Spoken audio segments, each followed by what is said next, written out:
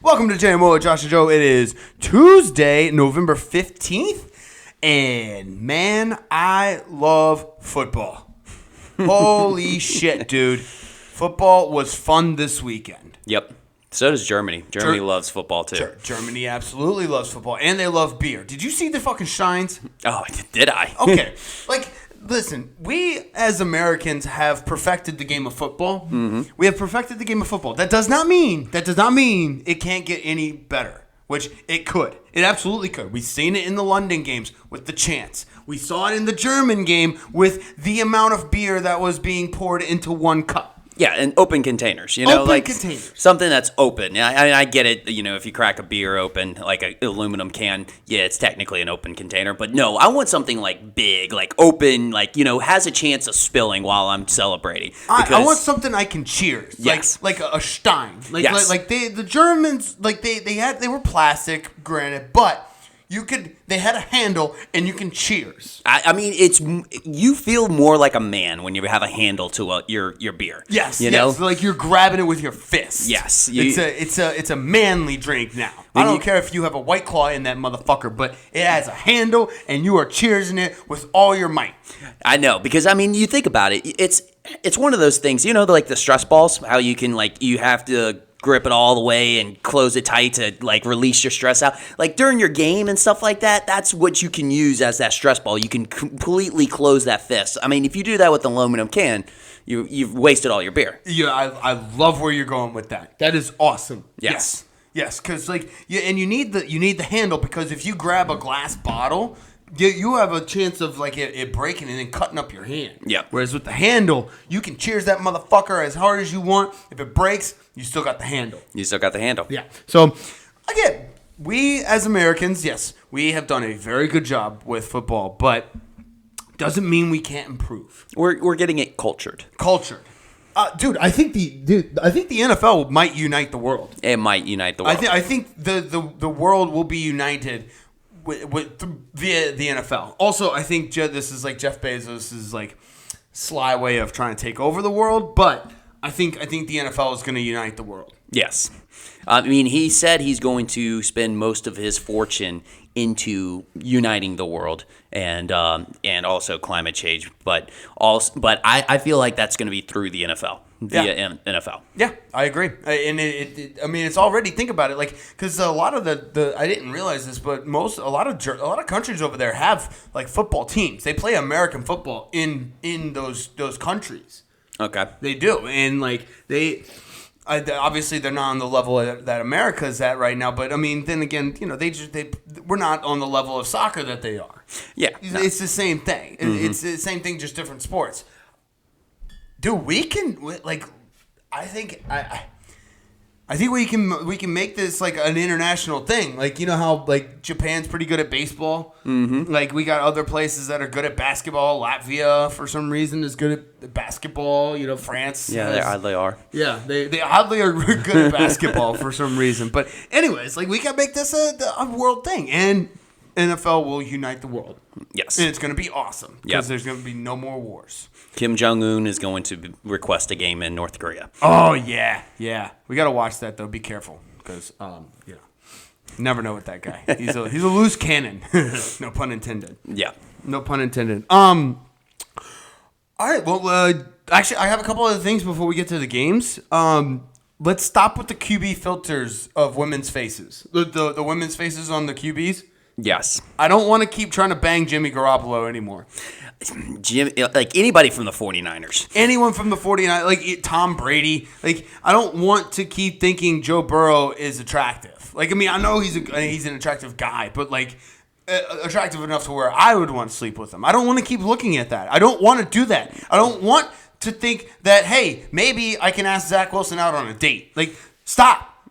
Enough with him. Yes. Yeah, no, it's been getting me a hard on way too many times than I'd like to admit, but you don't like it, right? No. Well, I mean, the thing is you're looking at her and you're like, oh man, okay, she's nice, she's attractive, and then it comes to mind that it's oh shoot, that's Sean McVay. That's exactly all right. He's already an attractive enough guy. You don't need to put a female filter on him and just make him a fucking supermodel. Because now while I'm watching him on the sidelines, now I'm getting confused.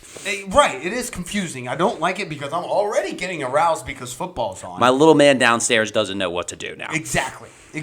He only has one eye. He can only see out of that one. So enough with the QB filters. I think we need to put that to rest, right? I think so. Okay. Yes. All right, cool. Last thing I have. I think people are starting to see why analytics aren't maybe the best way to go. Because I think analytics are starting to fail.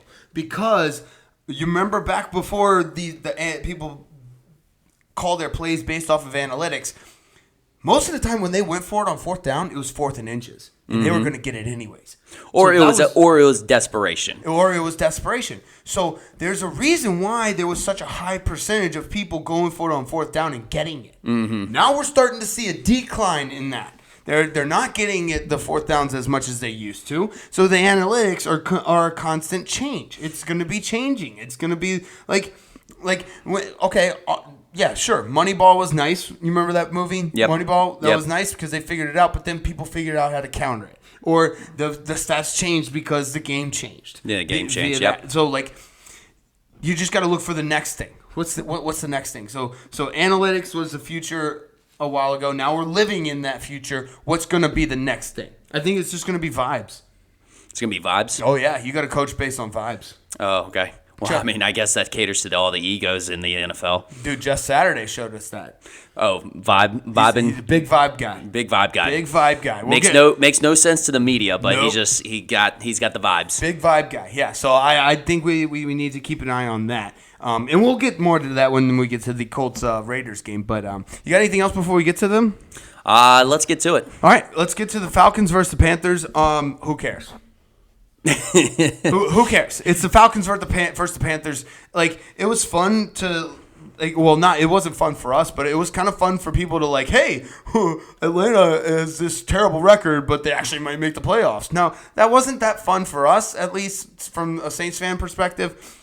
And honestly, it really wasn't that fun for y'all. It was just a couple of sickos who were just oh, yeah, they might make the playoffs. They're not going to make the playoffs. This game sucked. It was dumb. Yeah, it was dumb. And the recipe for a disaster is having two awful teams play in a rainy or terrible environment. That's just the recipe for disaster. It's gross. Yeah. Nobody wants to see that. When you have two terrible teams, you want the best conditions possible because they need that. Exactly. They're already bad. Yeah, they already don't know how to play football. Right. Now they need they can't have anything else against them. Any more adversity that they have to hurdle, it's just going to trip them up. To our backup quarterback theory, Marcus Mariota's ran out of time. He's a backup quarterback. He's backup quarterback. He's ran out of time. You can't trust him to play a starting role for this long, and you especially can't trust him to lead a game-winning drive. He was very frustrated. He was very frustrated with the rain. I could tell. You could tell because he was just throwing up stuff. His bread and butter is running, and he looked like he was slipping. Yeah, I mean he was rolling, and if he hadn't hit his elbow on the ground, he would have had a play where he tossed up a ball after doing a 360 barrel. Right. Yeah, that's right. Oh, was it his elbow or was it his butt? It might have been his butt. I think it was his butt. I know which play you're talking about. He just chucked that motherfucker up. What did he think that was going? Where? He didn't. It's kind of when Hendon Hooker for Tennessee, for the University of Tennessee, when he just chucks up the ball, he's like, fuck it, Hyatt's down there somewhere. Yeah. That's what Mariota does, except he doesn't really have too many people that he can just chuck it up to like that. It's almost like Kirk Cousins when he just blindly chucks it up to Justin Jefferson. Yeah, I was going to get into that. We'll get to that game here shortly. But the last thing I have on this is it's the only positive that I got out of this game was the black unis on the Panthers were fucking dope. Yeah, those black uniforms were fucking fire. Yeah. Also, Mayfield got a concussion in this game. Oh, he did? Yeah, Baker Mayfield. I don't know if you noticed with him headbutting the offensive lineman as they were going off the field. Yeah. So, yeah, he's in concussion protocol. Yeah, we got to make sure. And he didn't play it down. Yeah, exactly. Yeah, that's the weird part. You got to make sure he's okay though, because those benches don't warm themselves. No, they don't. They do not warm themselves. He's got a very important role to play in this team. Yes, he does. Do you got anything else? That's it. Okay. The Falcons lose to the Panthers 15-25. Let's get to the Germans. Oh, the Germans. The Germans. The Seahawks versus the Bucks. This is not good for us because Tom Brady's having fun playing football again. Well, he's having fun. He's 2-0. He's 2-0 since the divorce. It's 2-0 since the divorce. Another big problem is the running backs, like the run game and the defense it's looking like it's starting to come together. Devin White is starting to be himself again. Leonard Fournette, rookie Rashad White out of nowhere has been just phenomenal. Like, the Tampa Bay Buccaneers are having fun playing football. I wouldn't be surprised if they go on a little bit of a streak here, like 5 or 6 game win streak. Well, I mean, their division also just kind of handed them the title, or handed them like an opportunity for the title. They didn't win this division. No, everyone else lost it. Yes, that's exactly what happened. Yes. Oh, did you see that when Leonard Fournette tried to throw the pass to Brady? Who thought that was a good idea? I mean, we've already gone through this before with Tom Brady. The Super Bowl, right? Yeah, exactly. Tom Brady is not a wide receiver. He's nothing other than a quarterback. And he's petty too. Did you see he fucking tried to trip the cornerback? Yeah, right? Like, come on, man. What an asshole. Yeah. Fucking dick. Yeah, dude. Yeah, it's a problem because he's having fun playing football again, and he has no money and he has no family. So, like, football is all he's got. It's literally all he's got. It's not good for the rest of the league. No, he's about to go on a fucking tear. Dude, I wouldn't be surprised if he actually goes back to New England. He's like, all right, let's keep running it back, Belichick. Like, I think he might go to San Francisco. He might go to San Fran. San Fran. Well, I mean, that's where he's from. Or that was where he was born, I think. Yeah. I think you're right on that. Yeah, I think he's born in San Fran. That's his like hometown. He's always He grew up San Fran 49ers fan. I think you're right. Yeah. That's actually a hot take. That's a hot take right there. I heard it. I heard it from somewhere else, so it's not like too hot, but it's not original. Let's put it that way. It's a hot take. You take that. You take that one. I'll accept this.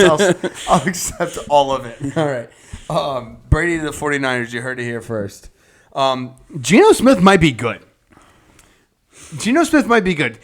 Guess where he ranks in total pass yards among all the quarterbacks? Where's that? Number 5. Number 5. And so he's a top 5 quarterback. He's a top 5 quarterback. That's Joseph. Big time. I mean, it's not as big time as top 3, but it's top 5. Like, that's big time. Yep. And here's the thing. Joe Burrow is number 4. So, like, we got Patrick Mahomes, Tom Brady, Josh Allen, Joe Burrow, Geno Smith. In fact, Tom Brady's up there. Oh, yeah, I know. He was actually leading up until after this week. Patrick Mahomes, we'll get to this during the Chiefs game, but I just want a precursor of what you're going to hear. Patrick Mahomes should be MVP talks. He should be the front runner for MVP, and Andy Reid should be the front runner for Coach of the Year. You're not going to get that because, and I'm going to talk about this later, the MVP and the Coach of the Year is predicated on the disparity that the disparity that they have to go through before the year between the year before and this year. You see what I'm saying? Disparity, so like a lot adversity. of people, adversity. Yes, it's not. Patrick Mahomes is the best quarterback on the best team, and Andy Reid's the best coach on the best team. Like, they don't get enough. Like, obviously, I get it. The Eagles are 8-1 now. The Vikings are 8-1. But like, year in, year out, the Chiefs are the best fucking team. Well, it's because they get their like reputation kind of watered down. It's like the Patriots back in the day, Patriots were like everybody wanted to hate on the Patriots. Now the Chiefs are the new Patriots. They are in a sense. I mean, I don't want to. You can't like put them with the Patriots because that's like impossible. But I get what you're saying. They're kind of like the new standard. Yes, it's like Alabama. Like you beat Alabama. Like Alabama got beat twice this year. Both teams stormed the field. Yes, that's the standard. That's the standard.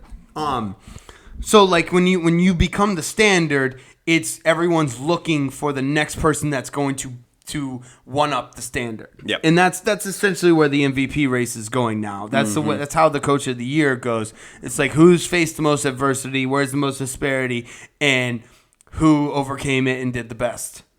Not the best player on the best team. Yeah. But anyways, I digress.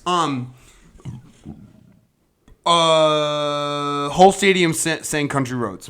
Yeah, I was about to say we should definitely get into the Germany aspect of this game. It's a soccer thing, and it's a soccer thing that I love because like I've been to a couple of soccer games before. The band doesn't stop, so because it's a continuous game. Mm-hmm. The band is playing continuously, which means you're going to have those chants continuously throughout the game. I think that's definitely something that us, the NFL, getting cultured should definitely adapt. I like that. Like I understand the NFL is a short, choppy game. Mm-hmm. It's a choppy game. I remember hearing this rugby journalist or analyst talk about he covered rugby, but he followed a football game, and he got really frustrated because there was just every 5 seconds there was a stop. Yeah, and he is like, how does anybody get tired playing this game? Mm-hmm. Like, what do you like? There's no conditioning that needs to be done with this game. Now, obviously, he doesn't understand that. Like in rugby, there's some active resting. Like I played rugby in college. There's active resting. Like in basketball, there's an active rest. Mm-hmm. What that means is basically, you're not going full speed during a couple of plays. You're taking a couple of them off, but you're running around the field. You're being a body there. With football, every single down, you're going 100. You're supposed to be going 100%. Yes. Which wears you out. It wears you out. You don't get that. You may not get that rest, that active rest that people who play basketball or rugby may get. You know what I'm saying? No, that's a great way to put it. It's different. It's a different sport entirely. But back to what you were saying, definitely need to incorporate the chants. Oh yeah, the chants, incorporate the songs. The chants. It was funny just watching a bunch of Germans just singing an American song like that. It was unreal. It was awesome. Yeah, it makes me want to go to Germany and party with Germans. Oh yes, definitely. Because I mean, that they were all pretty lit from their steins. Because at that time it was at the end of the fourth quarter, and they're singing Country Roads. Like I didn't even know if they knew where West Virginia is on a map, but just was belting out this awesome song. Awesome, just awesome John Denver song. Yes. They probably thought they meant the state of West Virginia, and little did they know it's actually Western Virginia. Like Western Virginia. West part of the state of Virginia. Oh. That's the Shenandoah. Yeah, that's right. It's the western part of the state of Virginia. That's right. That's right. I'm sure the Germans knew what they were talking about. Of course. They did. You know what I like about like these these games as well is from the fans. Whenever they have like the London games and now in the Germany games, like whenever actually like the teams yell or the fans yell at the games in the U.S., everybody's like, yeah, like when there's a big play coming. When everybody yells in the UK and in Germany, it's all big like oh, like instead of yeah, yeah, oh. Yeah. I don't know. I don't know if you've noticed it. I have not. That's a little detail. That's well done, Joseph. That's a little detail. I was listening in on the chants because it was on the audio of the fans, and because that's the thing. It's like when we see a big play, it's like let's go, and like for them, it's like they're still discovering the sport, so they're like you're watching them experience the sport in front of your eyes, like for the first time. It's like it's like when you see your child open a Christmas present that they've never got, like a bike that they've never gotten, and they're just like, oh my gosh. That's how that's the way it is watching these German fans experience American football for most of them for the first time in person. Like they guarantee they have never watched most of the people in that stadium never watched an American football game before in their life. Probably not. Kid on Christmas. Yep. It was awesome. It was awesome. I like I'm starting to like the branching out to other countries. I think we should let's tour Europe. Let's tour Europe. Well, next stop is Mexico City. I know, but we've been to Mexico City before. Have we? Oh yeah. Okay. Tom Brady's played in Mexico City. But I want to make a tour. Like Italy would be dope. Mm-hmm. Barcelona, dude. Imagine if we went to fucking Barcelona. Yeah, that would be and good. Played an NFL game at Barcelona. Maybe even Sydney. Ooh, Australia. Get some Aussies. Yeah, but the only problem, the only issue with the Asians, like going to Asia and Australia, is we would have to like figure out because one country would have to play at like 6 o'clock in the morning. Or wake up at 6 o'clock in the morning, and the other one would have to play at 8 p.m. You know what I'm saying? So like 8 p.m. there is like 6 o'clock in the morning for us. Yeah. So like the time the time difference is that would be the only thing that make it different. So you're saying there's a problem with waking up at 6 a.m. to watch football all day? No. I'm not saying that at all. Okay. I'm just saying that if as far as viewership goes. Oh, okay. You know what I'm saying? It'd make it difficult. You and I would never have a problem waking up at 6 o'clock in the morning. Actually, it would be more enticing to wake up at 6 o'clock in the morning. Like, yeah. I wake up at 5:30 to work out regardless, but that's a work out. If I got up at 5:30 to pregame a fucking football game. Yep. No, well, come on. Crack open a cold beer and just start drinking. Dude, that would. That's on another level, but yeah, let's do it. All right, let's move on. That was good. I do love international American football, but yeah. So the Seahawks lose to the Bucs 16-21. Geno's really good. Fuck, Tom Brady is having fun again. Not looking good. All right, let's go to the game of the game of the year. Let's get to the game of the year. Fuck it. Like you can pick at obviously this is the Vikings versus the Bills, 33-30 in OT. You can pick out like any part of this game and it would be electric. Like, oh yeah. Like this game was good from start to finish. Now obviously we got to go to the fourth quarter. I just want to say one thing: Justin Jefferson's the best wide receiver in the world. Yes. He's the best wide receiver in the world. He came up clutch. Do you want to just go ahead and dive into the catch?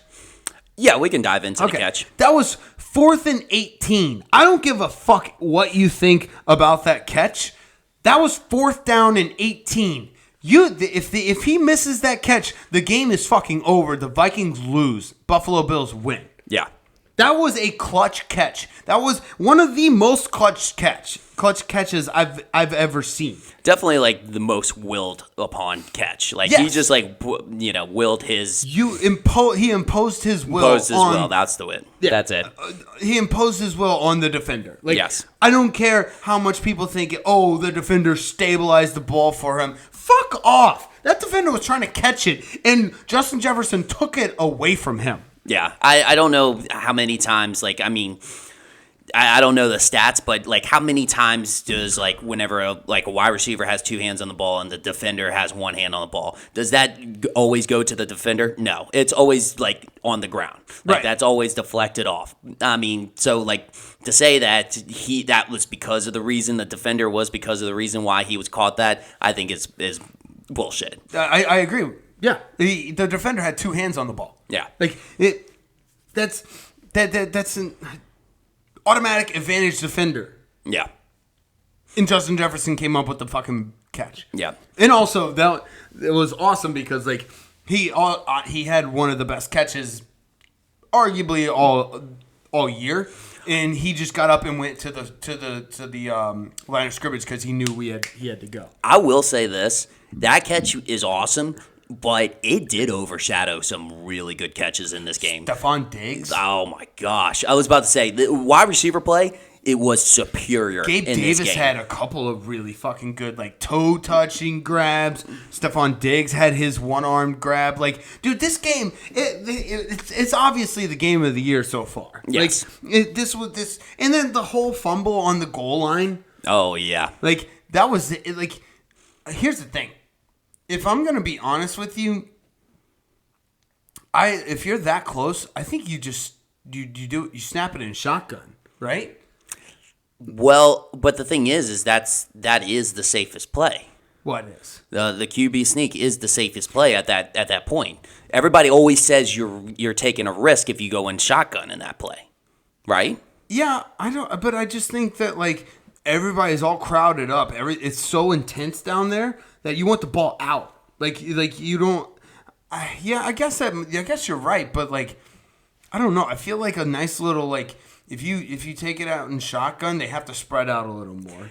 I think maybe that also might be dated, like information now, because if you think about it, every quarterback takes their hikes out of a shotgun now. Yeah. So you're not as like fluid and like just right. as especially Josh Allen does a lot of shotgun. Oh yeah, like I mean every quarterback does for the most part. There's some come offenses. on, what's wrong with taking a shotgun snap and then throwing it to a guy doing a cross route, like a slight little slant, like a Michael Thomas slant? You could get picked off. I mean, you could get picked off, but because they obviously know that you have to go short because you don't have enough time with you being in the end zone. Mm-hmm. So you don't have to go short. You can do a little quick like 3 steps out or 3-step out. Yeah, that's still short. It is still short. Yeah. So I mean, I don't know. Obviously, hindsight's 20/20 every time. So I get it. But that was definitely Allen's fault. Josh Allen's fault. Yeah, I agree. That fumble. Yeah, that fumble was Josh Allen. And here's the thing. Josh Allen had a hell of a game. He's doing too much. I think they're asking way too much of Josh. Or I don't know if they're asking too much of Josh. I think they're just kind of letting Josh do whatever Josh wants to do. Mm-hmm. And this is the product of that. And Josh is putting too much on himself. Right, because like he's making tackles. He's like throwing his body at people, like tackling them, and then he's throwing his body at people while he's running. Like he's a great. Oh, there was one run where like he turned on the jets. Oh yeah, and he was just flying out of a cannon, and I was like, holy shit! And then instead of sliding, he decides to like lower his shoulder. Yeah, he doesn't have to do all that. He needs to get to the point where he needs to trust his players and. I don't know. He's got Gabe Davis and Stephon Diggs. Like, throw the ball. I will say this, to go support your point as far as the analytics failing. I don't know if you saw that 4th and 2 that they went for in the red zone. I want to say within the 10-yard line. And they went for it on 4th and 2, trying to get a touchdown. Yes. And that's actually the play that made me think of that. That was the first of Patrick Peterson's one of 2 touchdowns in the end zone. Or interceptions? Interceptions, yeah. Yeah. Oh, in the end zone. How about the LSU players for fucking Minnesota? Or just in general. Just in general. I mean, Justin Jefferson, Daniil Hunter, Patrick Peterson. Hey, what are Vikings colors? Purple and gold. Purple and gold. Yeah. Purple and gold. No, and that was the thing. You just play well in purple and gold. I love how everybody was comparing the Justin Jefferson catch, one-arm catch, to the OBJ one-arm catch, but the real winner of it was LSU. LSU won this weekend. Yes. But they also beat Arkansas, but they also won the NFL this weekend. They won the NFL this weekend. Hey, here's to us.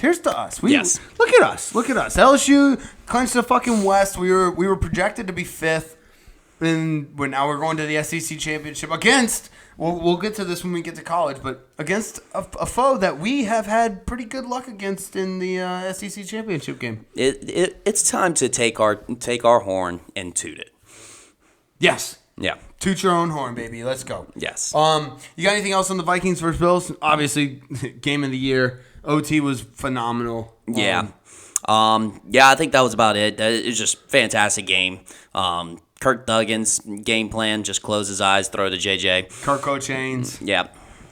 There was one pass where he was not looking downfield. He just tossed it up to towards Justin Jefferson. That's definitely his game plan. Yeah. And Justin Jefferson's going to come down with it. He's the best wide receiver in the world. That's done. Game, set, match.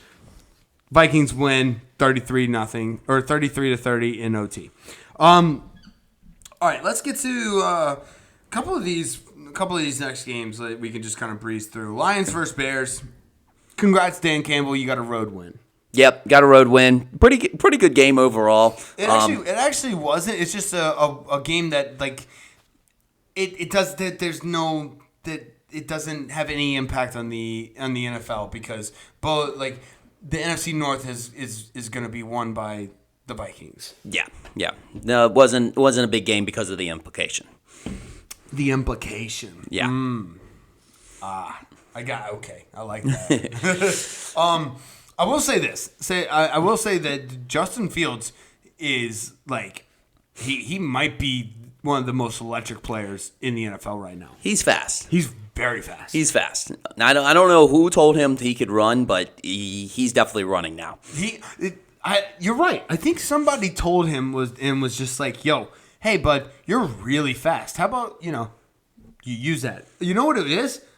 Matt Nagy's not there anymore, so they actually game plan towards his strengths." Well, they weren't doing it at the beginning of the year, but now they are. Now they're finally figured out that hey, this guy's one of the most talented quarterbacks we have in the NFL. Are we sure Jenny's not on the sideline being like, "Run, Fields, run"? They might have a Forrest Gump thing going here. Yeah, just Jenny's on the sideline. Run, Fields, run. Yeah, so I think you're on to something there. I like that. Yeah. Dude, he had 13 carries, 147 yards, and 2 tutties. Yeah. That was just on the ground. Yeah, it's just the ground. That was not in the air. Yeah.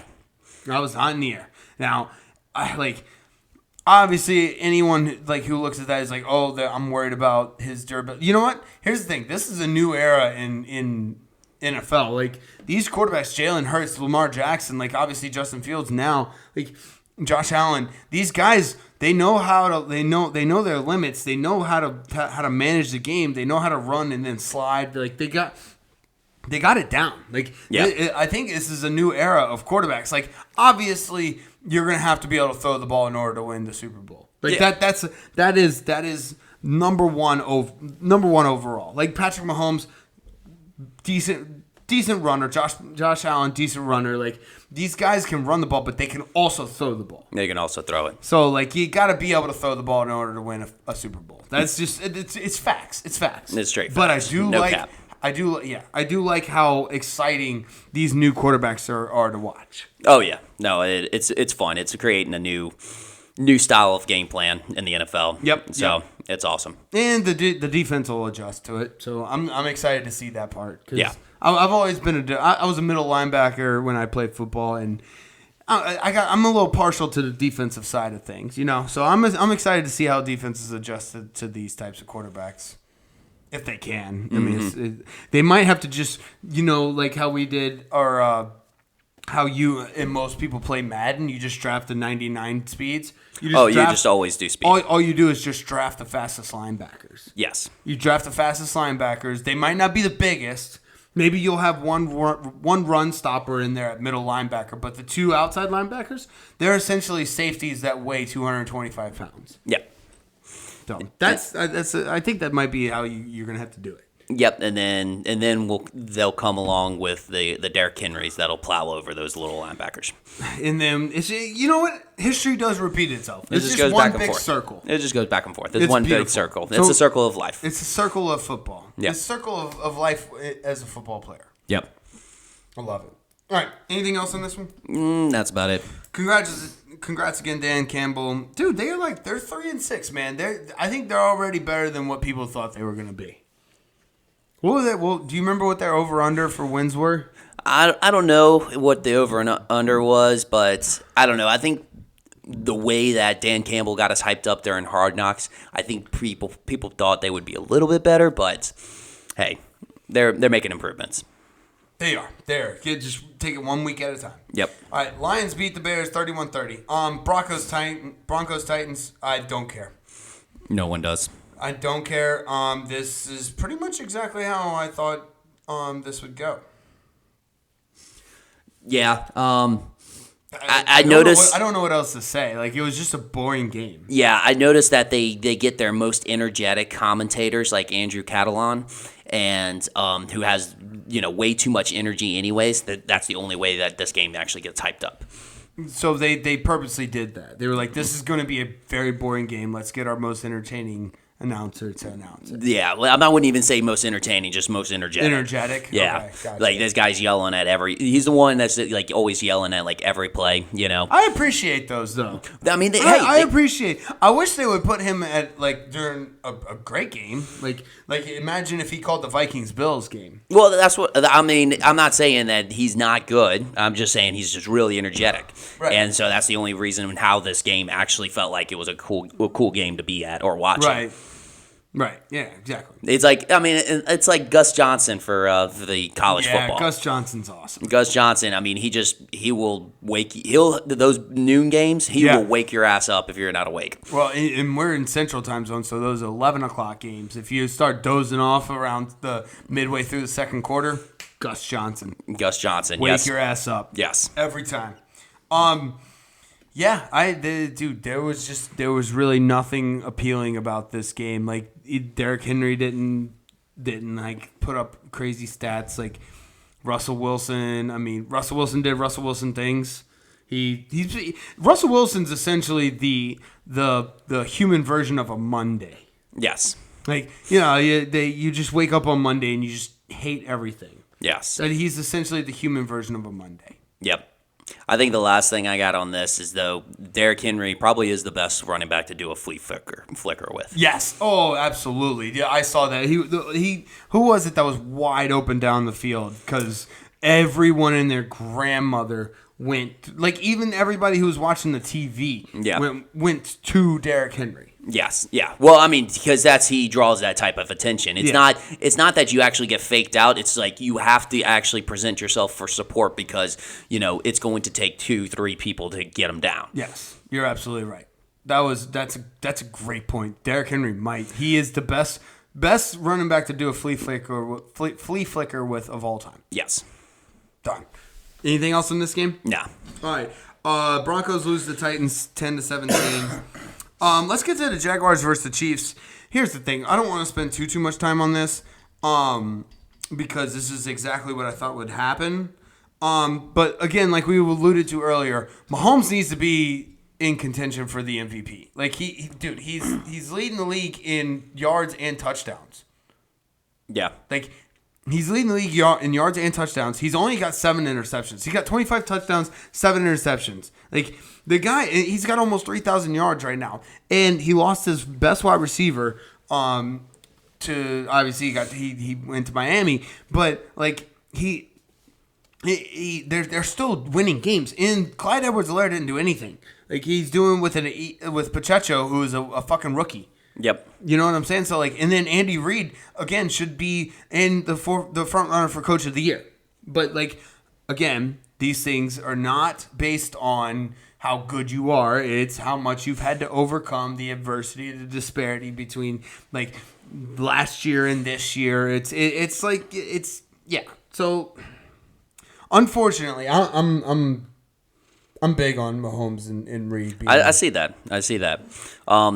I guess the thing I had on this game was that did Jaguars forget that Chiefs traded for Tony? Did they think Kadarius Tony was still on the Giants? I think they did. I think they kind of forgot it. But I mean, like here's the thing.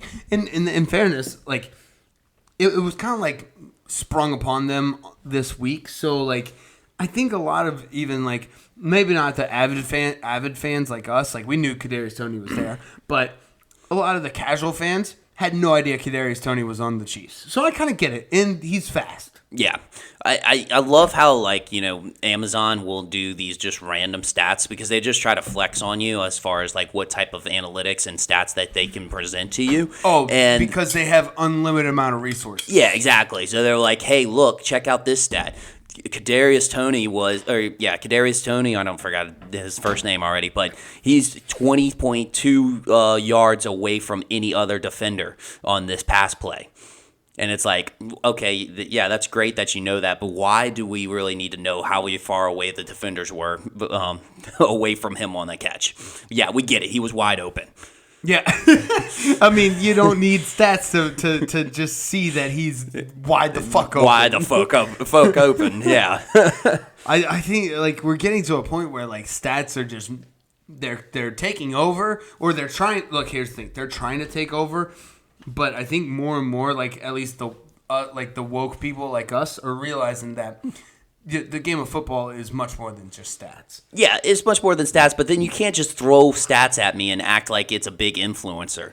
Yeah, like you can't just throw these like very blatantly obvious things at us and pretend like it's something special. Yeah, I mean, look, I get it. The miles per hour, top speed, that's kind of cool. It's a cool thing, obviously, but honestly, it still doesn't really have any effect on the game. It's it's like one of those things where it's like the receiver is going 22.4 miles an hour and the defender is going like 18.4 miles an hour. It's like, oh, he's that much faster. Like, no, we saw how much faster he was. He was literally beating him in a foot race. We saw that. Yeah, we get it. Tyreek Hill is the fastest player alive. Yes, he's one. He might be one of the fastest humans alive right now. Like, yeah, we understand that. They call him the cheetah. Yeah, we don't need analytics to tell us what we are seeing. Like, I get it. You know what we need analytics for? The random stats that we like to throw around to make us sound smart. Okay? Yep. That's what we need stats for. So, anyways, the Jags versus Chiefs. The Chiefs are really good. Yep. The Chiefs are very good. The Jags are okay. Yep. Anything else? That's about it. Oh, Juju got KO'd. Did you see that? Yeah, he had two hands. He did have two. Well, he had two arms. Two arms. So what Tua's fingers was what Juju arms are. Yeah. Does that make sense? He was just like frozen. Yeah, it's like the classic boxer arms or UFC arms. When you get KO'd, you get zombie arms. Mm-hmm. That's what they call them. They call them zombie arms. Yep. So hopefully he's okay. Yeah, I do hope he's okay. Not the biggest fan of him, but you don't want to root for injuries, right? Yeah, you don't want to see that for anybody. Nobody wants to do that. All right, anything else? That's about it on that one. All right, the Jaguars lose to the Chiefs 17-27.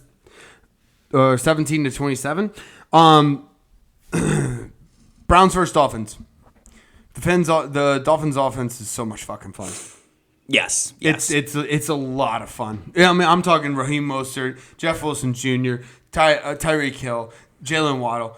And then, like, to top it all, the cherry on top of this already amazing Sunday of offense, Tua Tagovailoa. Yep. Yeah, he's back. He's back. He's back. He's what we love about Saquon Barkley. Mm-hmm. Back. Now, one good thing I will say about the Browns, Watson is officially practicing. He's not back. He won't be back till week 13, but he is officially back. Is it about that time Browns fans are like, well, what he did was that bad? Is that what they're at that point where they're kind of convincing themselves that it's like, oh, you know what, it wasn't that bad. He can, he can play football again. Did you? All right. Well, did you see what these Browns fans were wearing at the beginning of the season? The jerseys. They were justifying. They were like Massage 69. Massage 69. Oh, that's right. That's right. Remember that at the beginning of the season? Browns fans were justifying that shit way early on. I don't think they give a fuck at this point. No. They're like, I just want a goddamn win. That's all Browns fans are thinking about right now because they got a taste. So they went from 2000 till who God knows when, just losing with like 37 quarterbacks. Mm-hmm. They got a taste of winning with Baker Mayfield, and they'll do anything to keep that going. Yep. So, like, if it takes, like, a pedophile or a pervert like Deshaun Watson, they don't give a fuck. They just want to win. Yeah. So, I think in their minds, he is now back in heavenly status. Yes. And he's in the right spot. Again, like I said, because Cleveland is so desperate for a winning season and a playoff game again that they'll do damn near anything. Yeah, because they feel like they have a great team because they do have good talent right now on this team. Dude, like Nick Chubb. Okay, this was insane. Nick Chubb actually fumbled the ball. I know, that was a rare fumble. Okay. Do you know how many? Okay, so Nick Chubb joined the league in 2018. Okay. His rookie year was 2018. Mm-hmm. From 2018 till now, do you know how many fumbles that man has? How many? 6 career fumbles. Wow. This is his 5th year in the NFL. He has 6 career fumbles. That's crazy. That's insane. And we saw one this past weekend. Like that's he's the most sure-handed running back I think I've ever seen in my entire life. Yeah. That's wild. I had no idea he was that like that. He had that type of like hands with the football. Like I don't understand. 6 career fumbles. Insane. That's not bad. You're all right. So yeah, the Dolphins are fun. Browns stink. Browns, yep. The Browns stink. We'll see what happens whenever they get Deshaun Watson. It'll be interesting. It will be. It'll be interesting. It'll be fun. Imagine if they lose to the Texans. Imagine if they lose to the Texans on Deshaun Watson's first game back. Yeah, because the Texans aren't good. The Texans are not good. They should not be competing. They're very bad. They're very bad. They're very bad.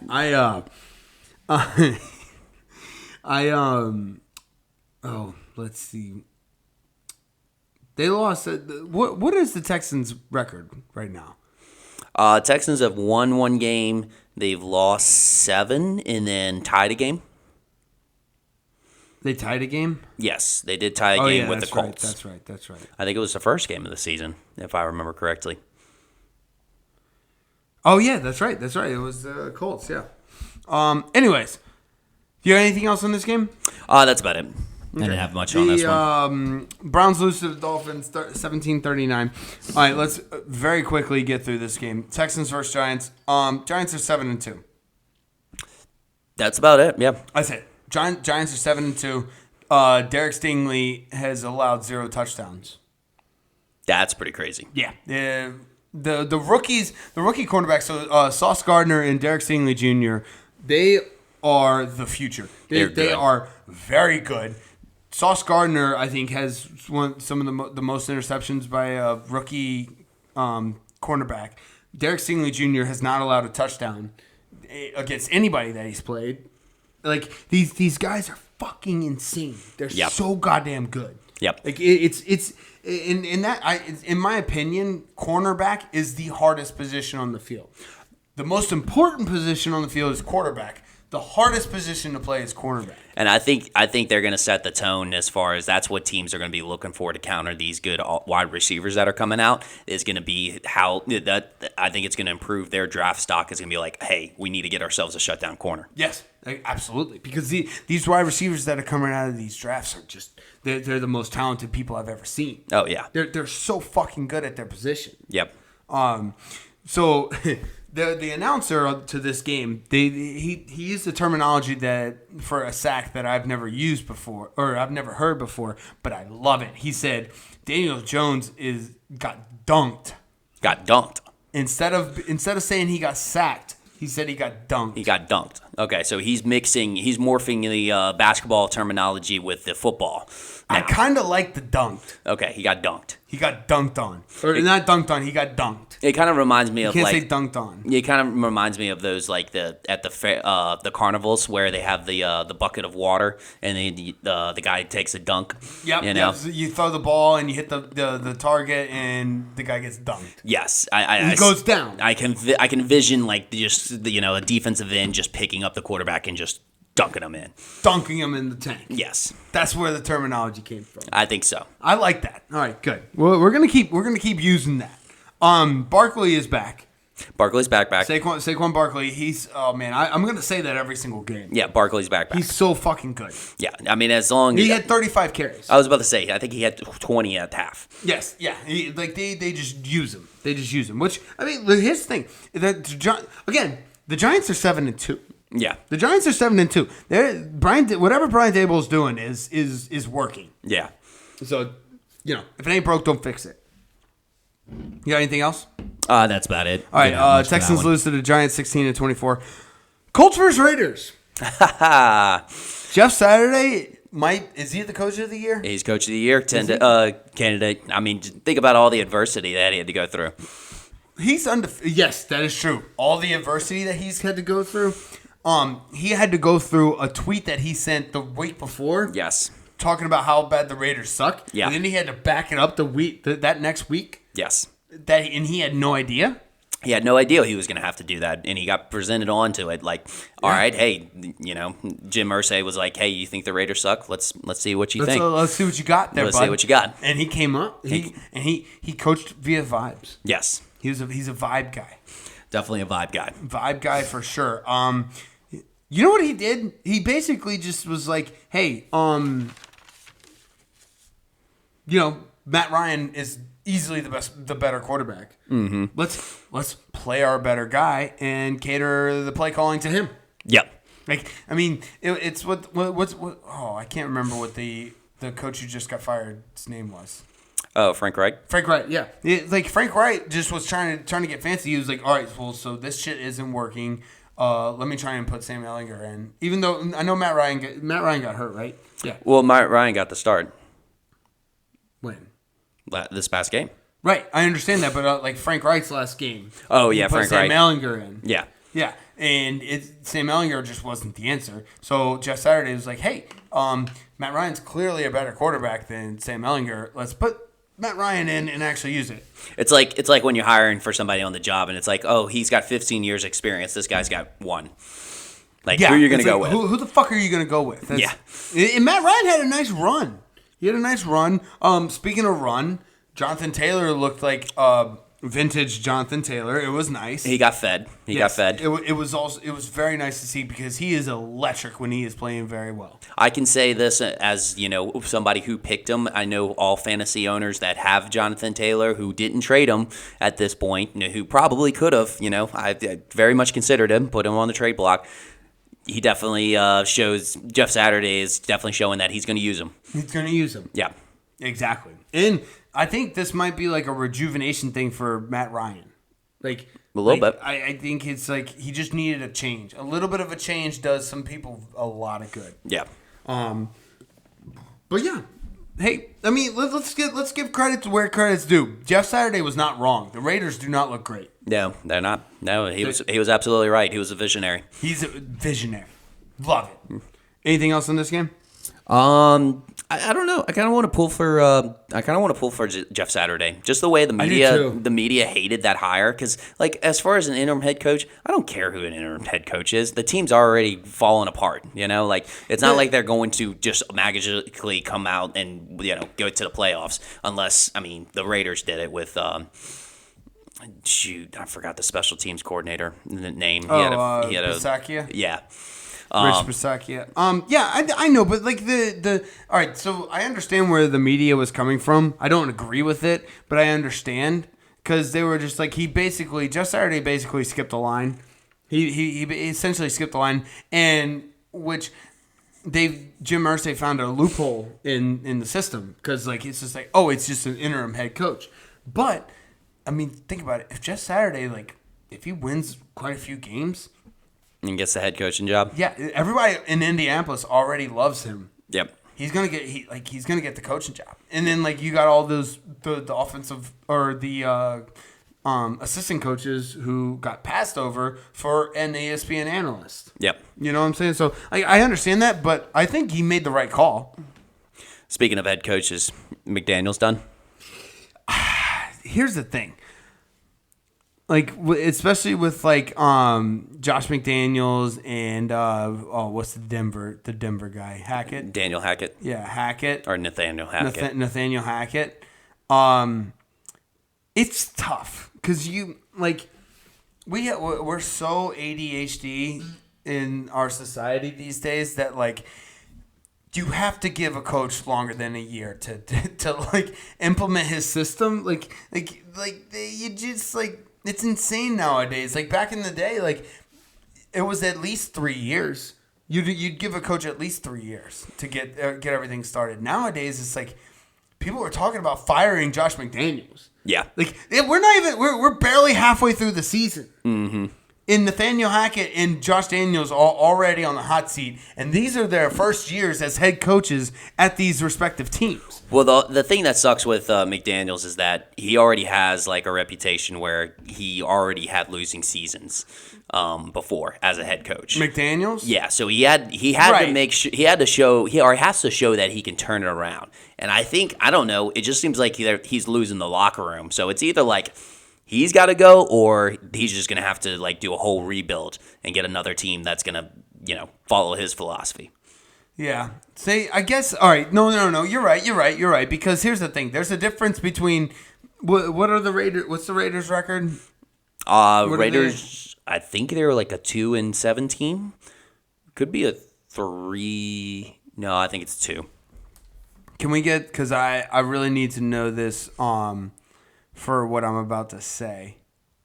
Because there's a difference. This is great radio, but I really have to 2-7. They're 2-7. Okay, so the Lions are 3-6. The Raiders are 2-7. Now they're not. That's not very. That's not too different. That's not very different. Okay, yeah. That's only a 1-game difference. The difference is Dan Campbell has that entire locker room on his side. Yes. Josh McDaniels has lost the locker room. So there is a big, to your point, there is a big difference between having the locker room and not having the locker room. Yes. Like, you can be a first-year head coach and have the locker room or not have the locker room. And I think, like, what we're starting to find out is, like, these coaches that don't have the locker room, that are not doing good on their first year, they're going to be more likely to go out. Dan Campbell, the Lions will not fire Dan Campbell. No, I mean, I don't want them to. I mean, I think he can still. I meant they won't fire him this year. Yeah, I think he can still salvage his job this year for sure. I think he'll definitely be on the hot seat next year because it's going to be. Then it just turns into the timetable. It's like, hey, you've been here for so long. We've got to see some sort of progression. Agreed. But like again, to your point, there is, You can start to tell when coaches have and don't have the locker, depending, no matter what the record is. Yeah. So, you got anything else on this one? That's about it. Okay, the Colts beat the Raiders, 25-20. Let's go to Cowboys-Packers. This was a good one. This was a good one. This was a good one. McCarthy needed this win so bad. Yeah, he did need this one. This was a Rodgers-McCarthy matchup, and he needed this one pretty bad. Yeah. It was just like they blew did you see this stat? The Cowboys were 195-0 when leading by 14 plus after 3 quarters. Oh, wow. They are now 195-1.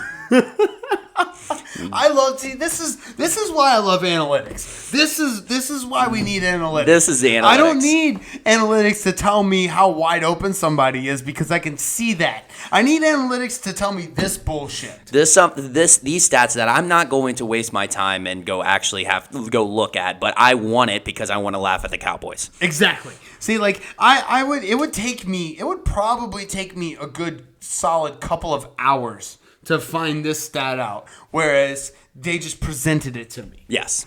They just presented it to me, and I get, again, like you said, we get to laugh at the Cowboys. We get to laugh at the Cowboys. That's always a win for America. That's a W for America.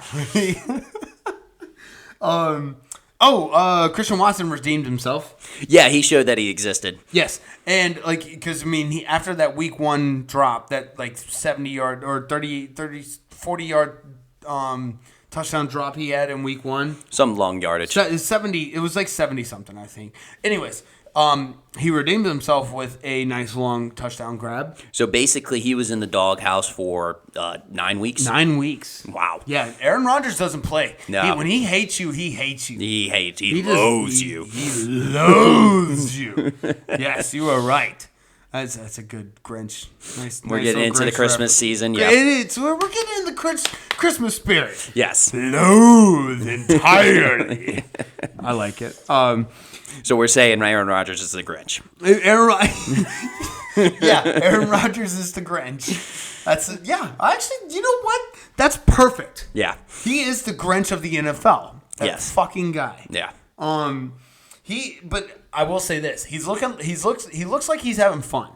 He's back to having fun. Him and Tom Brady are having fun again. Yeah, which is not great for the rest of the league. Yeah, not great for the rest of the league. They're both looking like they're having fun. Aaron Jones is having a little fun. No, he's having a great time. He's having a little too much fun. Right? His little hold my dick. Oh, he did the Marshawn Lynch. Yep, hold my dick. He turned around and he held his dick. Yeah. The good thing is like he did it in enough appropriate amount of time. It's like, because the thing is if that was fresh on people's mind and stuff like that, the refs probably would have called a flag on that. Correct. But since it was like 10 years ago, it had to process in for the refs. They probably didn't know about it until later on. They Honestly, were like, half the refs that were reffing back then aren't even reffing anymore. Exactly. So he waited the appropriate amount of time. So good for you, Aaron Jones. You know what? Well done. He brought it back. He brought it back, and he didn't get penalized for it. Yeah, it's like, because like that's the thing. It's like the 90s. The 90s style is being brought back right now, but you don't bring back the 90s styles during the 2000s. You have to give it some time. Right? Yeah, you got to bring the 90s back. Well, I think the 80s are getting brought back right now. I think it's the 80s right now. I thought it was the 90s. No, it's like the mullets and the bright colors and shit. I think it's the 80s. Yeah. I can't wait for the 90s to be brought back though. Low-rise jeans on girls needs to be a thing. Britney Spears, oh baby, she started a trend. It'll come back. It'll come back. You got what else you got on this? I think that was about it. I mean, it was a great fucking game. It was a nice good game. Comeback by Green Bay. Like, it was a game again. Not only did Mike McCarthy need this win, but the Cowboys needed this win. Green Bay kind of needed this win too. I mean, obviously, but like I'm talking about from like just like NFC East perspective. Like the NFC East is the top 3 teams are looking fucking fire. Yeah, they actually and do the look really Commanders good. beat the Eagles, which we'll get to later. Yes. So I don't know. All right, what else you got? That's about it. All right, the Cowboys lose to the Packers 28-31. Let's get through these next couple of games fairly quickly. Cardinals, Rams. It's time to hit the panic button with the Rams. Like, obviously, I know they had Wolfson, who's the back, Wolford, who had he's a backup quarterback, but the Cardinals started Colt McCoy. That was a battle of the backups. So, like, I don't... Dude, Wolford just looked lost. Did you see his face? Yeah. He just looked lost the entire time. He looked like he took acid and didn't know where the fuck he was. He tried to pull an Aaron Rodgers. Yeah. He tried to do drugs. He tried to do drugs. He just did the wrong drugs. I don't know what kind of drugs he was on. He probably candy flipped. That's what he did. He was just on a bunch of different drugs. He needs to fire his drug dealer. Yes, fire his drug dealer. Yeah. You know who he has as his drug dealer? The Zach Galifianakis from Hangover. Okay, yeah, that's probably that's who he has as his drug dealer. That's probably it. Whereas like Aaron Rodgers has an actual like chemist. Yes, exactly. Aaron Rodgers has Walter White, and Wolford has Zach Galifianakis. Yeah. Cool. I'm glad we figured that out. Difference between a starter and a backup QB. Correct. Yeah. your drug quality. Yeah, your drug quality. That's how you determine starters versus backups. Cooper Kupp injury did not look good. It sucks. He's placed on IR, so he's going to be out at least 4 weeks. Here's my thing. At this point, I just keep him out for the rest of the season. Like the Rams aren't going to make the playoffs. Like if they win the next 4 games. By some miracle, they win the next 4 games, then they might have a chance. I don't see them winning the next 4 games. I don't see them winning like 2 of the next 4 games. I see them going 1-3 the next 4 games. Like I don't. It's just keep Cooper Kupp out and bring him back for next season. Yeah, pop some Advil, give him some Advil, chug some water. Rams just need to get over this hangover. Yeah. Yes, absolutely. I think it might take a little bit more than just Advil. I think they need an IV. Yeah, I think if you try to rush Cooper Kupp too much, it's like it's just like a hungover guy that's trying to operate, and it's not working well. You know, you just like, hey, look, man, hit the hay. Go home, order some Domino's pizza or something.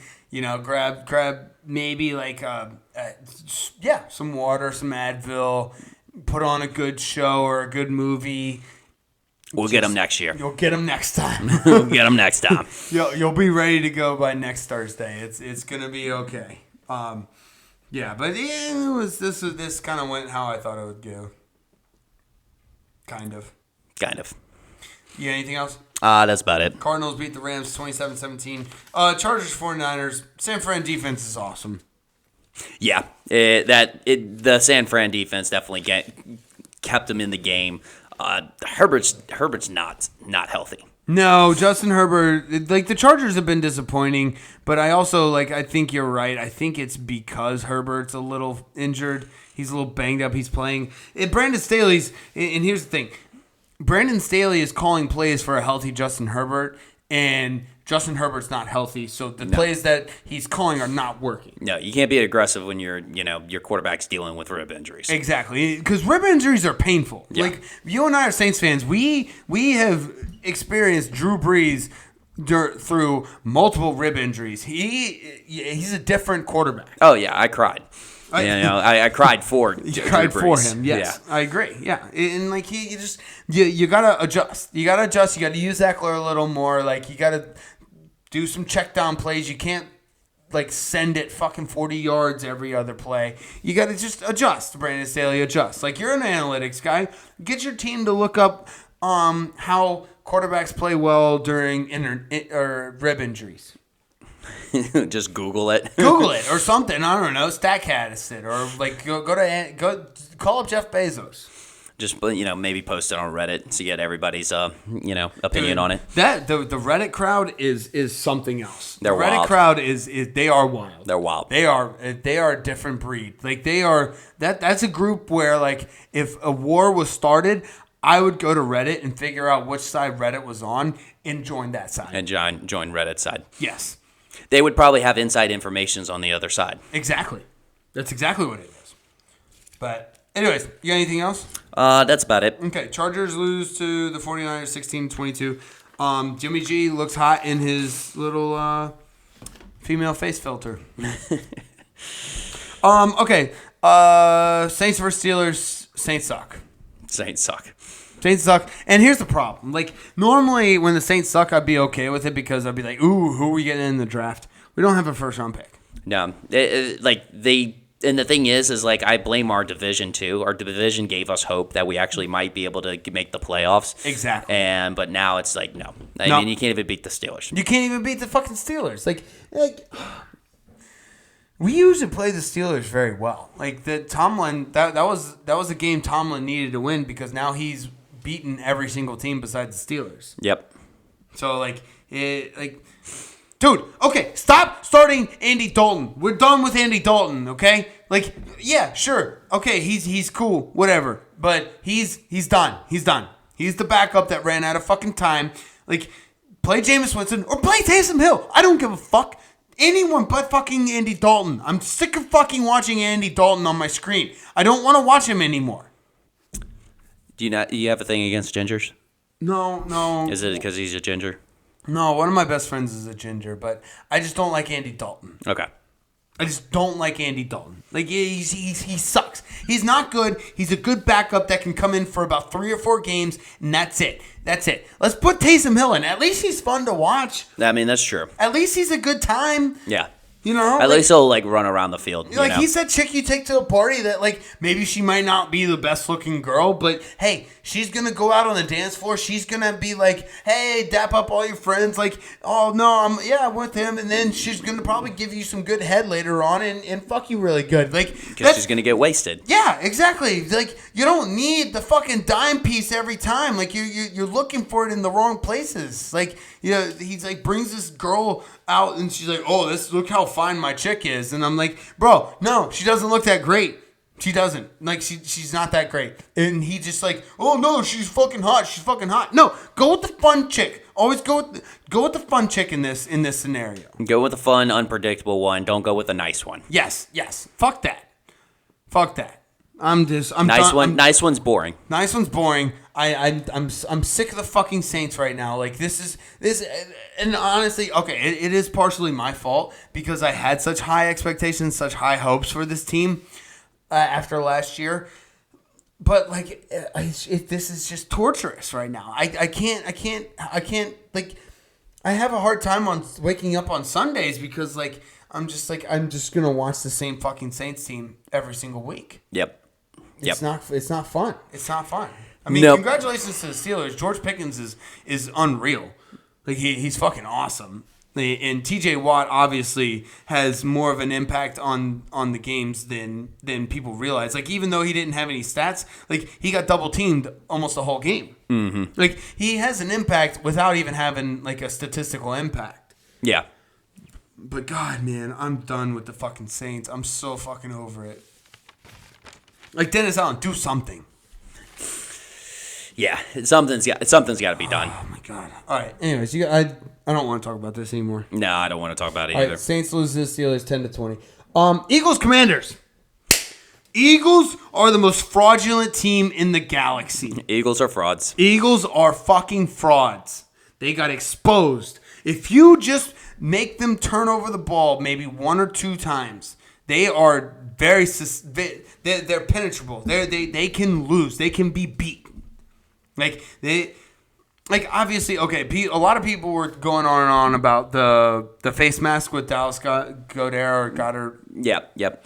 That they had 9 minutes left to go in the fourth quarter. Like there was no guarantee if they got that call they would win. Okay, Washington just kind of outplayed them. Now, granted, the 21-32 score is a little fabricated because of that touchdown at the end. Yep. But the Commanders won. Taylor Heineke is a dog. Yeah. He's a dog. His dog. But I will say I've never seen somebody get so excited about a roughing the passer call.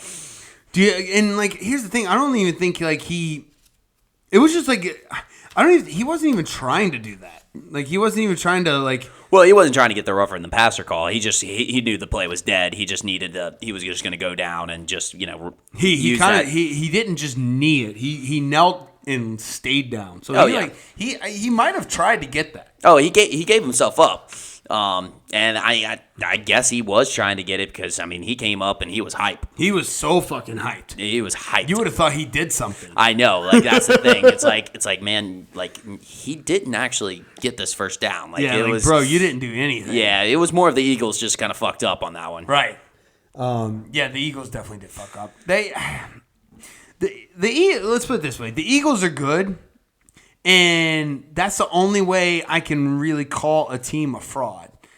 Because if they're bad, they're not frauds. They're just bad. They're just bad. Yeah, you wouldn't call you have to be at least a little good in order to be called a fraud. You wouldn't call the Texans frauds. No, absolutely. No one would call the Texans frauds. No one would call the Lions frauds. No one would call the Saints frauds.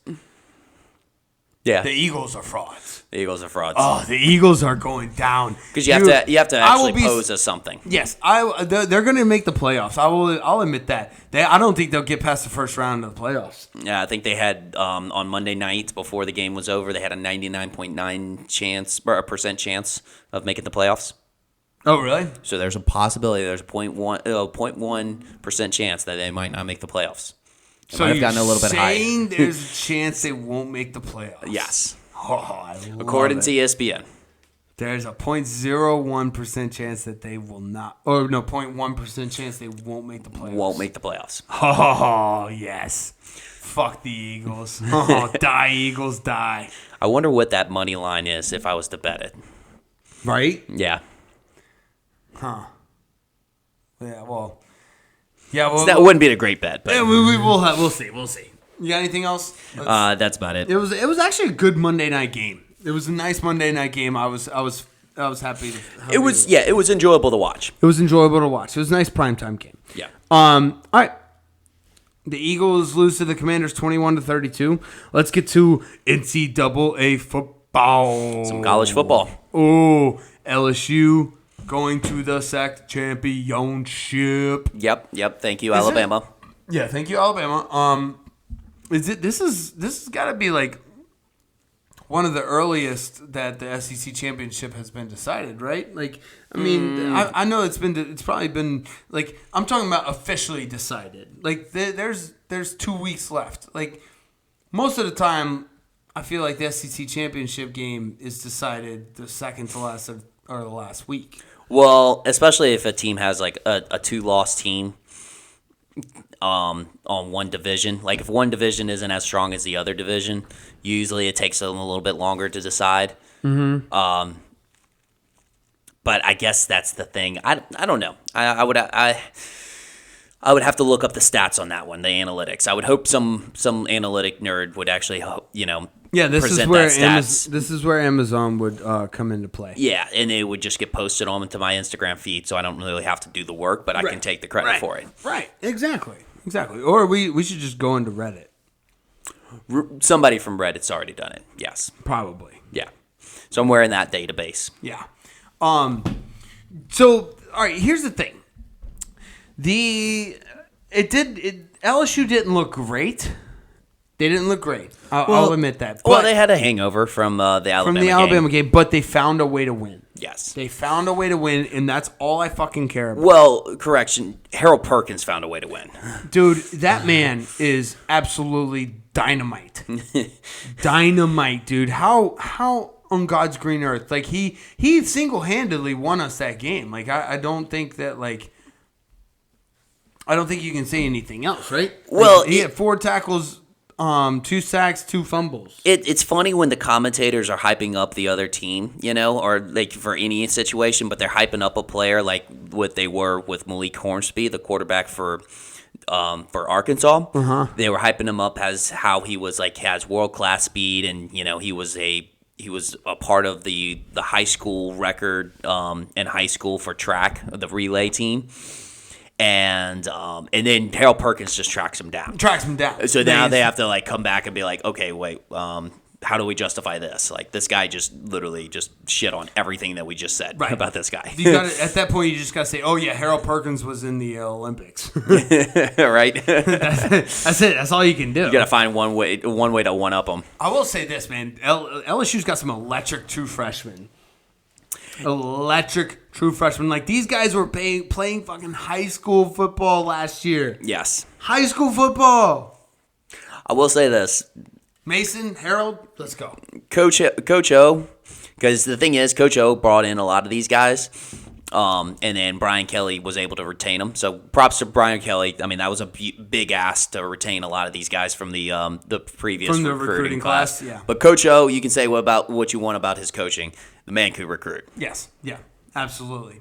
And honestly, like 2019, it was a mix. Because the players were playing for him, but Joe Burrow was coaching the offense. Like, Joe Burrow was calling the most. Like, he wasn't necessarily calling the most of the plays, but like he was the coach on the field. It was. I don't know. You could say it was a perfect storm. It was a perfect storm. Yeah. It was a perfect storm, and we rained on all them. Like, everything came together that year. Like, you can't. It's the greatest college season of all time. Yes, it was the greatest college football season of all time. Like, I don't care. People say, one of the Alabama teams or the 2001 Miami team. No. 2019 LSU fucking football team was the best goddamn college football team of all fucking time. You can't tell me otherwise, because you had 7 top 10 teams, top 10 wins? Yep. 7 wins against top 10 teams. Yep. Undefeated.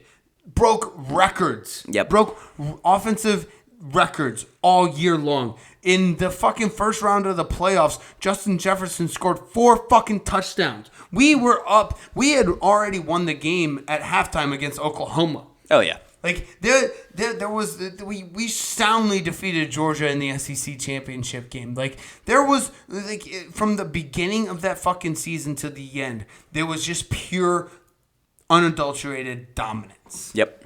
Made him our little bitch. Prison bitch. Yeah. All right. I'm not. I mean, like, I can gush over LSU all fucking night. Oh, absolutely. So let's just. I mean, like, here's the thing. We found a way to run. We found a way to win. That's all I'm saying. We had an Alabama hangover, and we still won. So LSU won. That's all I'm gonna say. That's all I got to say. Of course. Harold Perkins finished off with 4 sacks, 8 total tackles, and 2 forced fumbles. That's what I meant. Yes. Yeah. So, and then the way that we got to the SEC West title was from Alabama beating Ole Miss 30-24. I was a little nervous. I was a little bit nervous. I thought Ole Miss might pull this off. I love to see Alabama fans they've lost 2 games this year, which obviously is not like Alabama standard. But I love how Alabama just thinks the world is falling, or Falling apart. Like everything's The sky's falling. The sky's falling. That's what I meant to say. But yeah, it's just like, oh my gosh, we suck. We're the worst team ever. It's like, no, dude, bitch, you're still like 8th in the country, and you've only got 2 losses. You're just not as good. Well, that's what happens when Nick Saban spoils you. Yeah, they're just a bunch of spoiled, pampered little brats. Little fucking bitches. Little bitches. Yeah, it's just like that girl that gives you fucking blowjobs whenever you want and like gives you sex whenever you want. And then, one night she's fucking tired and she's like, I want to go to sleep, and she doesn't fucking pamper you like you're fucking used to. You start fucking whining and complaining. Shut the fuck up, dude. Go to fucking bed. You'll be up tomorrow, and she'll probably blow you tomorrow. Like, get the fuck over yourself. A lot of sex tonight. I'm a big horn dog tonight. All right. Can we talk about Cadillac Williams? Fuck yeah, baby. Let's go. Coach Cadillac Williams. Coach Cadillac Williams. Coach Cadillac Williams. Do you know how much Coach Cadillac Williams is making this year? How much? Coach Cadillac Williams is making $400,000 a year. Do you know how much Coach Jimbo Fisher is making this year? If I remember correctly, it should be a $10 million. $9.2 million. $9.2 million. $9.2 million this year versus $400,000, and Cadillac Williams fucking sweated his ass off. Did you see his post-game interview? Yes. That motherfucker was sweating. Yeah. That's how you know he left his sweat in his sweat and sweat out there. He coached. I was gonna say blood, sweat, and tears, but it was just all sweat. Sweat. Sweat and sweat and sweat. And sweat out on the field. Yeah. Yeah. No, that's how hard he coached. Yeah, all right, so you know how Jesus in the agony in the garden, his sweat turned into drops of blood? Yeah. That was Cadillac Williams. He did leave his blood, sweat, and tears out there because his sweat turned into drops of blood, which then turned into tears. That's coaching hard. You can't coach any harder than that. Yeah. That was incredible. And it's just the fact that Texas A&M is imploding on itself right now. It's just it is just music to my eyes. They have to have made a decision on Jimbo Fisher at this point. They're either just going to ride it out and keep him for another year, or he's gone. The decision's already been made. What do you think?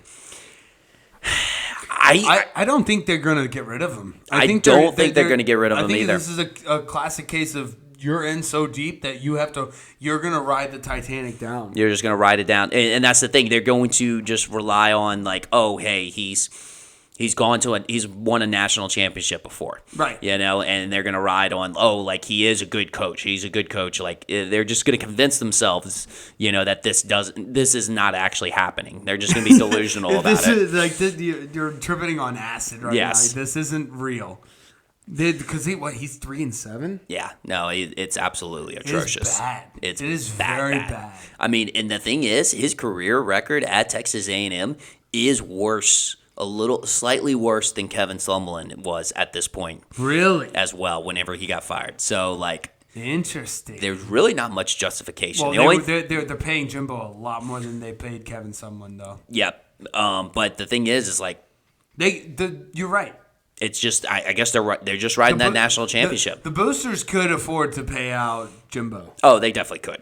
The Texas A&M, say what you will about Texas A&M as a fan base and as a college, they have a lot of fucking money, and anyone who goes to Texas A&M is hooked up for fucking life. Yep.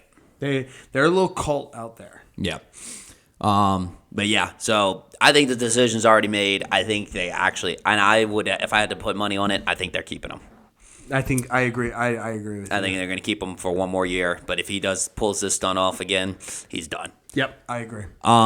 We had a top 25 matchup, a couple of them this week, but TCU versus Texas. Texas is not back. Not back. Texas is not back. Also, I don't think TCU is as good as their ranking is. I think they're just the product of not losing. Yeah, it was a good road win for him, and surprisingly a defensive battle, but you know what? Yeah, you don't see too many defensive battles in the Big 12. It's a little weird. If it would have been a scoreless first half, which it ended up being only a 3-0 game in the first half, it would have been the first scoreless half since 2007 in a Big 12 game. Big 12 game. Do you know the Big 12 game in 2007? I think it was Baylor, Kansas. Baylor, Kansas? Okay. Yeah. Well, that doesn't make very much sense. Baylor usually puts up points. Well, at that time, in 2007, they were terrible. They were bad? Yeah, when was RG3? RG3 was later? Yeah, that was after. Yeah, that was a little bit later. That was in 2012. Yeah, because he was the front of 2000 NCAA 2011. 13. No, he won the Heisman in 2011, I think. He was on the front of 2000 and NCAA 2013, which means he wasn't in college because remember they couldn't pay the players. Right. So I think he did win the 2011 Heisman. So yeah. I mean, RG3 is fucking awesome, and honestly, I like him as an announcer. He's fucking awesome. Yeah, and he keeps up with like the social media aspect of it, which is kind of cool. Yeah, it is cool. I did not like when he beat the Saints his first fucking game in the league. Yeah, that sucked. All right, a couple other games. I didn't have this one written down, but it was a big game. Washington versus Oregon. Yep. 37-34. Huge for LSU. Huge for LSU. That was a big one. Actually, the rankings came out. Let me here. Oh, this is live. Georgia number 1, Ohio State number 2, Michigan number 3, TCU number 4, Tennessee number 5, LSU number 6. Baby, let's go. Oregon dropped down to number 12. Oregon dropped down to number fucking 12. Oh, yeah. Let's go. Yep. LSU number 6, USC number 7, Alabama number 8, Clemson number 9, and Utah number 10. Oh, we got let's two more fucking go. 2 more spots. Oh my gosh. 2 more spots to jump. Ohio State and Michigan, they have to play. They have to play each other. They have to play. LSU is playing Georgia. Tennessee, so let's play Baylor next week. Bro, we can do this. You mean TCU has to play Baylor? Yeah, TCU has to play. Oh, I thought you said Tennessee. No, I might have. TCU has to play Baylor. Dude, this could happen. This could happen, baby. It could happen. Oh, let's go. We could have another 2007. Let's go. Yeah. God, I'm so fucking stoked. I'm erect. Yep. Oregon, though, that was surprising, though. Oregon kind of crept back into it because we kind of wrote Oregon off at the beginning of the year. Well, because they got stomped by Georgia, and then we were just like, oh, they're not great. But then we were like, new coach. But now we're like, hey, Georgia's actually like the best fucking team in the nation. So yeah. So, but that was a big loss for them. Huge. And I guess moving on, BCU upset number 16 NC State. Yeah. That was a pretty big upset because NC State they were rolling. They were doing pretty good. They were not bad. I mean, ACC is kind of just low or down this year in general. UCF number 22 UCF versus number 17 Tulane. Yeah, this one sucked. Yeah, Tulane being from Louisiana, it was nice seeing them actually doing pretty well this year. I mean, they got a good team. Yeah, it's a good team. They're both teams in the Conference USA. They're kind of rolling. The Conference USA is kind of rolling this year. Right. The funny game definitely had to be Vandy. Ending their 26-game losing SEC losing streak to Kentucky. Can you believe they had a 26? What was it? 26? Yep, 26 game losing streak against SEC teams. Yep. That's insane. Well, Vandy went back to being back to Vandy. We were kind of getting spoiled with good teams from James Franklin and Derek Mason. I know, but towards the end of Derek Mason's career, you couldn't beat Missouri or somebody like that. Like, come on, Vandy's a smart school. They are a smart school. They're a baseball school. They're a baseball school. Yeah. So, you got any other college games you want to talk about? I think that wraps up about everything. Georgia creamed Mississippi State. Yep. Ohio State. I think C.J. Stroud's going to win the Heisman, right? Yeah, but Marvin Harrison Jr. is definitely a baller. He's an alien. He is an alien. See that fucking play? He did he corked his body in a way that I've never seen a human being besides maybe OBJ. Just I don't know. I've never seen that before. Yeah, I mean, as the defender's pulling one of your legs, you're actually able to take the other leg and spread it out and get your foot in bounds. Exactly. That was insane. It was unreal. Just great coordination. I do love the top 10 college football teams this year are absolutely electric. Oh, they're great. They're They're fucking electric. So I'm excited. I can't wait. Like, obviously this weekend coming up, don't watch. I mean, like, if you're not a huge fan of college football, don't watch college football this weekend. It's gonna suck. The slate of games is just trash. Yeah. I mean, well, it's because it's getting ready for a rival week. Right. So, like, basically, the rival week is going to have a lot of good games. So everybody puts a little cupcake game. Yep. you know, All cupcake next. games this week. Next week is the week. So, You got anything else? I think that wraps up college football. All right, well, let's wrap it up. We will see y'all next weekend. Yeah, we did take a couple of weeks off. You had a couple of business trips. I had a couple of things that were going on. You know, it was we still posted a little bit, but you know, we had a couple of things going on. But we are back in action. We are back and going. We will see y'all next week. All right. Later.